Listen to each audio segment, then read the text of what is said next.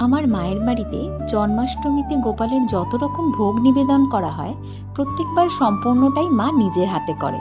আমি হয়তো একটু হেল্প করে দিই, কিন্তু এবারে কিছুটা আমি ভাগ করে নিয়েছিলাম। মাকে বলেছিলাম, তুমি সবটা করো না, কিছুটা আমি করব। যেমন তালের বড়া, তালের মিষ্টি, নারকেল নাড়ু, লুচি, এগুলো আমি বানিয়ে নিয়ে গিয়েছিলাম। আর প্রথমবার মায়ের হেল্প ছাড়া গোপালের জন্য এগুলো বানাতে যে আমি কি খুশি হয়েছি! আরও যখন ভোগ নিবেদনের পরে সবাই খেয়ে বলেছে খুব ভালো হয়েছে। যা যা বানিয়েছি এই সব কিছুর রেসিপি কিছুদিনের মধ্যেই আপনাদের সাথে শেয়ার করব। সিন্ধু ভানু সমস্ত জগদম অল্পং ভজান